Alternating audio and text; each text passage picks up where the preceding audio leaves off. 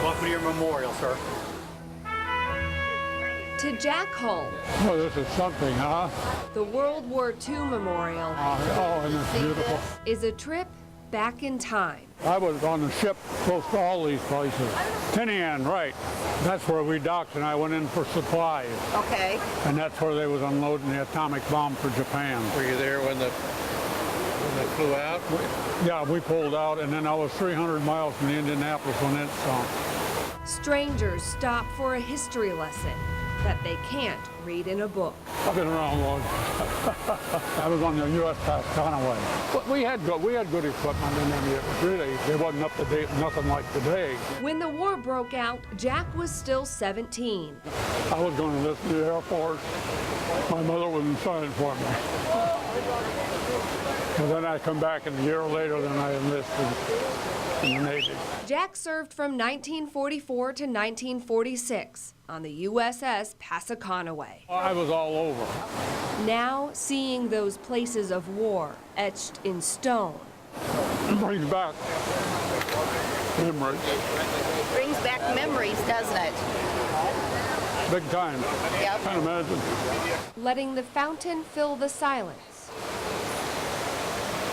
Taking moments to pause.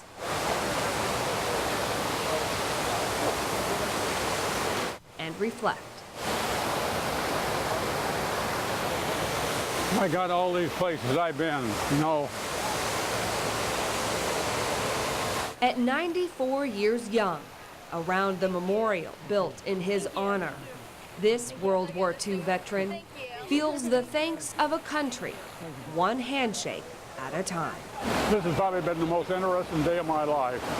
I tell you, I've never shook so many hands in my life. I've never thought that people would appreciate what I've done in my life. It's fantastic, fantastic, really is. Yeah. It's amazing. In Washington, D.C., So much, so much. Alyssa Ivanson, News Channel 15.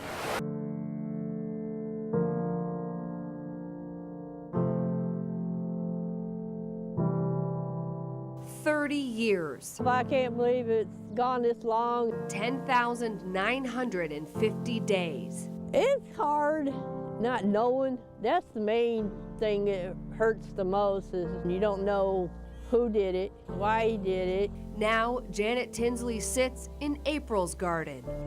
She was my pride and joy. She was shy, bashful. She was more like me. Dreaming of a future that can never be. I think about what it'd be like to have her sitting next to me. What would she be doing now? And what she would look like. You know, just remember back when she was little. And then I'll sit there and sometimes I'll talk to her. April Marie didn't have the chance to grow up. When I had to go and identify her, it's like, you're thinking you wish it was you there and not her. Because, I mean, it took a lot from me. April 1st, 1988. 8-year-old April Tinsley was walking home from a friend's house on Hoagland Avenue. The 2 houses from here to here, that's where she was gone in that short of period. Abducted, found sexually molested and suffocated 3 days later in a DeKalb County ditch.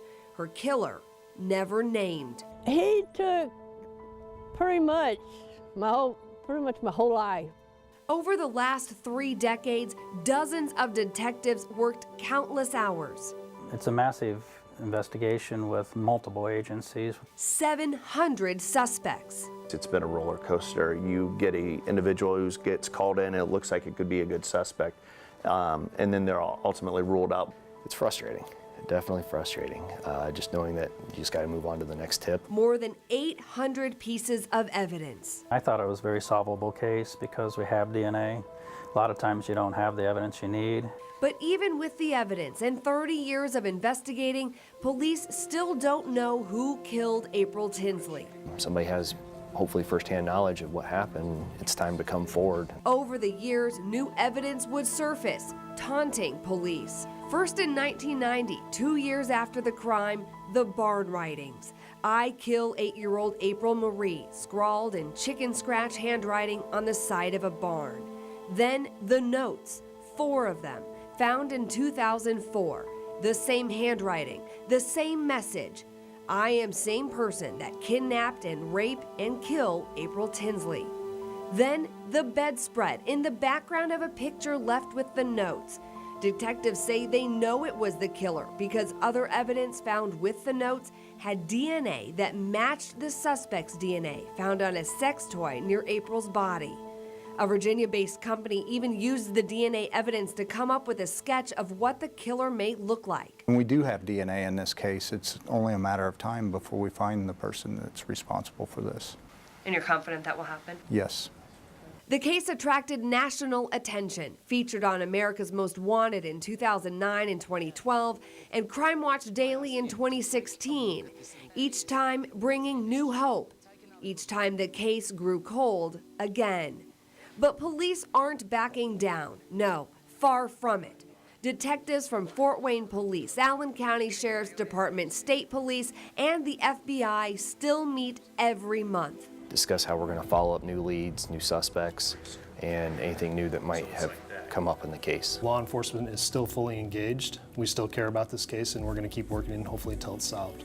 That list of 700 suspects narrowed down to 100. Our suspect could be on that list. 30 years after the crime, the killer could be dead, but police say it's not too late for someone to come forward. If somebody has a family member or somebody that they know of that said something about this case, maybe even in what I would refer to as maybe a deathbed confession or a deathbed statement that they felt was odd or seemed weird to them, but they dismissed or didn't want to believe, and it involved April's case, we would love to know about it. Finding closure for the family keeps the detectives motivated. You put yourself in those situations or those shoes, and you'd want somebody doing it for your family. So I think it's pretty easy to get going again. As the family tries to hold on to hope that it can one day happen. All I want is somebody from his side of the family to come and say, I'm sorry. If they can give me that, and then that'd be a little bit more closure for me. While they wait for that day, a memorial in the Tinsley living room keeps their daughter with them. Every morning when I get up, I say hello. When I go to bed, I say good night. And then when it gets to like her birthday and everything, I'll be saying happy birthday. And sometimes sitting in the garden, April's garden. There's a white butterfly flies over here on a certain flower all the time. She, April's angel, might visit them. It is a staggering number, 22. That's how many veterans die by suicide every day. It's a number one Fort Wayne soldier is running to erase. Every step, every breath, about more than the mile. It gives me the opportunity to spend a couple quick seconds with somebody and thank them for their support and maybe mention, some of the different issues, facing veterans. Sergeant First Class John Garrett joined the Army National Guard when he was 17, still in high school. I wanted to make a difference. Over the last 22 years, he's served as a combat medic in the infantry and deployed to Iraq in 2006. One of his bosses was a big runner. And if you worked for him, you had to run. And I hate running, but he got me running, so we started doing races together. But when Garrett got hurt 3 years ago, that running turned into a mission with meaning. To kind of pick up the slack, I started carrying a rucksack. At that point, people was like, hey, why are you carrying that? And I decided I wanted to try to do something to promote veterans' causes and bring awareness to the suicide epidemic that the veteran population is undergoing right now.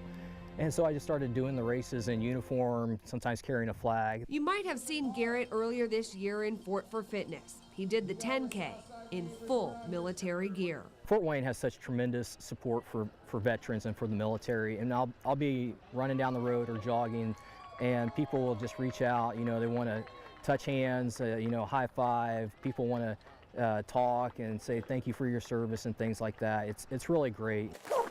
Suited up in the 50-pound rucksack, it's a service people can see, so Garrett can share the message of struggles many don't see. All right. throughout the country, 22 veterans a day commit suicide. That statistic for veteran suicide is so alarming, and we have to do something to reach out to these people who have been through our country's wars, been through the battles, and help them connect with the home front. And if this message reaches one person, that they can reach out to somebody who's facing that struggle of depression and isolation, that's what I want. With each race, each step, Garrett spreads hope. There's so many resources out there that maybe veterans aren't aware of, that we just need to get that information out there and let them know that we're there for them. Garrett's next race for awareness is later this month, the Fantasy of Lights 5K. As the sun rises on the 122nd Fighter Wing, the A-10 fighter jets start to wake up, slithering down the tarmac. Because in Fort Wayne, black snakes fly.